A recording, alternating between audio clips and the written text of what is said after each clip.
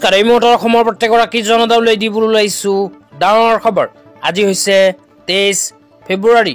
আজি অসমৰ লাখ লাখ দুখীয়াসকললৈ কেইখনমান চৰকাৰী আঁচনি লৈ দিবলৈ ওলাইছো ডাঙৰ খবৰ। তো যিসকল মানুহে ভিডিঅ'টোত ক্লিক কৰিছে অনুগ্ৰহ কৰি ভিডিঅ'টো স্কিপ নকৰি প্ৰথমৰ পৰা শেষলৈ চাই থাকিব, কিয়নো এইটো ভিডিঅ'ৰ মাজত চৰকাৰী ঘৰৰ পৰা আৰম্ভ কৰি কৃষকসকললৈ কেইখনমান গুৰুত্বপূৰ্ণ খবৰ প্ৰদান কৰিম।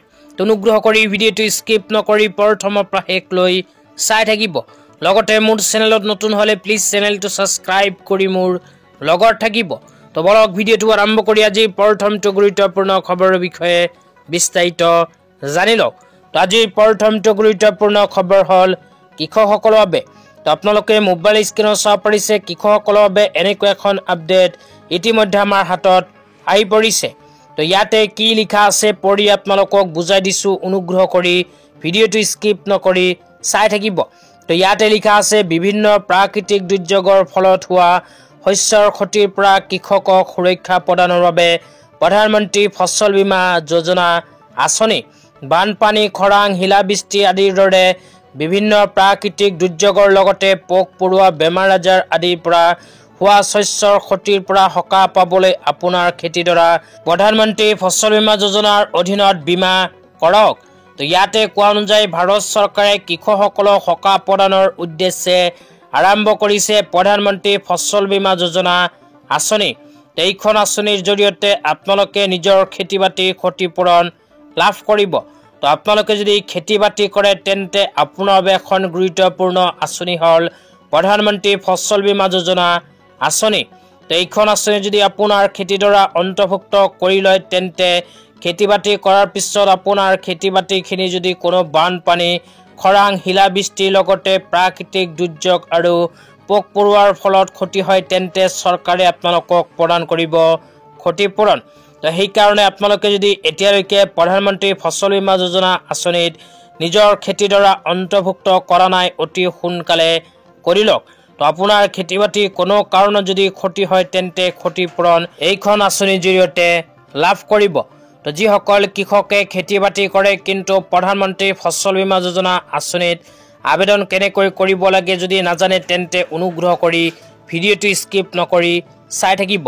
তেতিয়া আপোনালোকক জনাই আছোঁ, এইখন আঁচনি যদি আবেদন কৰিব বিচাৰে তেন্তে ক'ত আৰু কেনেকৈ কৰিব লাগিব আবেদন।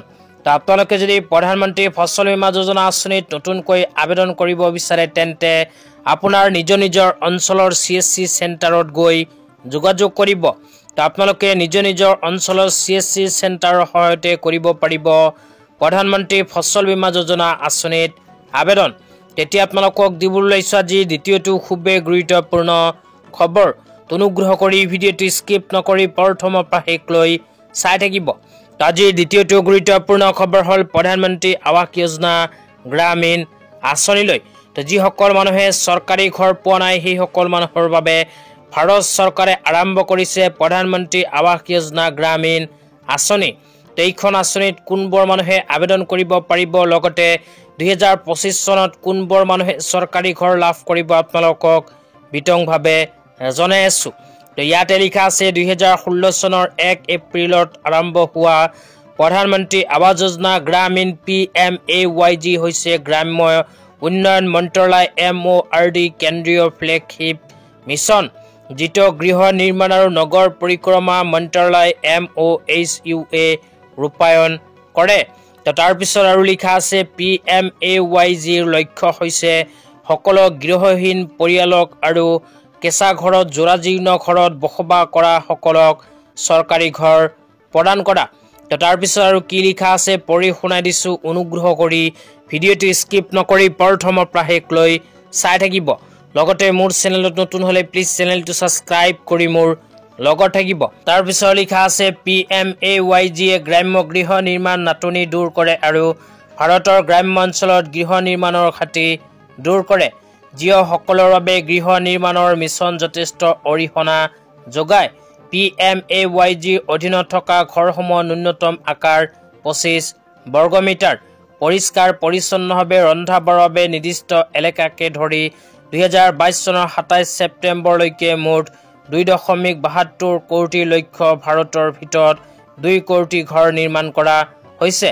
আৰ্থ সামাজিক আৰু জাতি লোকপিয়লৰ পৰিমাণ ব্যৱহাৰ কৰি হিতাধিকাৰীসকলক চিনাক্ত কৰা হয় আৰু গ্ৰাম্য সভাৰ দ্বাৰা পৰীক্ষা কৰা হয়। তো এতিয়া আপোনালোকক জনাই আছো যিসকল মানুহে আগতীয়াকৈ প্ৰধানমন্ত্ৰী আৱাস যোজনা গ্ৰামীণ আঁচনিত আবেদন কৰিছিল সেইসকলৰ ভিতৰত 2025 চনত কোনবোৰ মানুহে লাভ কৰিব চৰকাৰী ঘৰৰ টকা।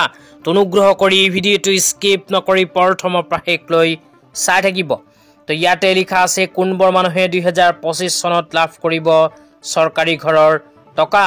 1 নম্বৰত কৈছে 16 পৰা 59 বছৰৰ ভিতৰত কোনো প্ৰাপ্তবয়স্ক সদস্য নথকা পৰিয়াল। 2 নম্বৰত কৈছে 16 পৰা 59 বছৰ বয়সৰ ভিতৰত কোনো প্ৰাপ্তবয়স্ক পুৰুষ সদস্য নথকা মহিলাৰ নেতৃত্বত চলা পৰিয়ালেও লাভ কৰিব চৰকাৰী ঘৰৰ টকা। তাৰপিছত 3 নম্বৰত কি লিখা আছে পঢ়ি শুনাই দিছোঁ।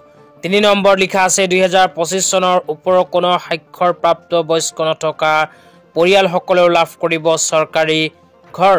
4 নম্বৰত কৈছে কোনো অক্ষম সদস্য আৰু কোনো সক্ষম প্ৰাপ্তবয়স্ক সদস্য থকা পৰিয়ালেও লাভ কৰিব চৰকাৰী ঘৰৰ টকা। 5 নম্বৰত কৈছে ভূমিহীন পৰিয়ালসমূহে নিজৰ আয়ৰ মূল অংশ হাতৰ আকস্মিক শ্ৰমৰ পৰা আহৰণ কৰে। 6 নম্বৰত কৈছে বাঞ্ছনাৰ নম্বৰ বেছি থকা পৰিয়ালসমূহক উপগোটসমূহৰ ভিতৰত উচ্চ স্থান দিয়া হ'ব। তেতিয়া আপোনালোকক জনাইছোঁ 2025 চনত কোনবোৰ মানুহে চৰকাৰী ঘৰৰ আবেদন কৰিলে নাপাব চৰকাৰী ঘৰৰ টকা। অনুগ্ৰহ কৰি ভিডিঅ'টো স্কিপ নকৰি চাই থাকিব। তেতিয়া আপোনালোকক কৈ আছোঁ।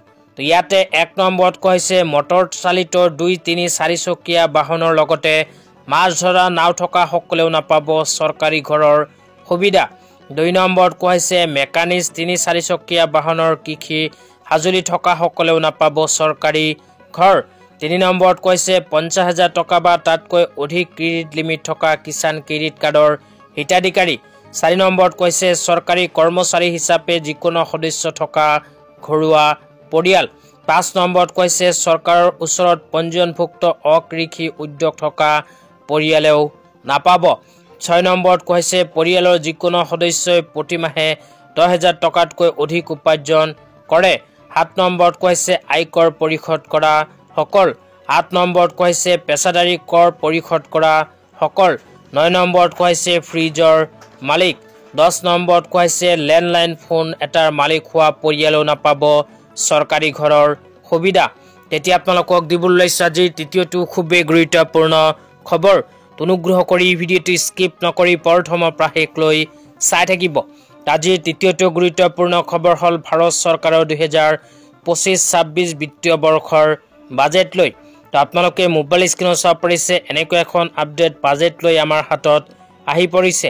তো ইয়াতে লিখা আছে প্ৰধানমন্ত্ৰী শ্ৰী নৰেন্দ্ৰ মোদী ডাঙৰীয়ালৈ অসমবাসীৰ হৈ অসম চৰকাৰৰ কৃতজ্ঞতা। বাৰ্ষিক আয় 12 লাখ টকা পৰ্যন্ত আয়কৰ ৰেহাই প্ৰদান কৰিছে ভাৰত চৰকাৰে। মধ্যবিত্ত আৰু দৰমহা প্ৰাপ্তলৈ সকাহ তথা অৰ্থনৈতিক দিশত টনকিয়াল হ'বলৈ এই সিদ্ধান্তই বিশেষ প্ৰভাৱ পেলাব। আজি ইমানেই। ভিডিঅ'টো চাই কেনে পালে নিশ্চয় কমেণ্ট বক্সত কমেণ্ট কৰি জনাই দিব। তো ধন্যবাদ।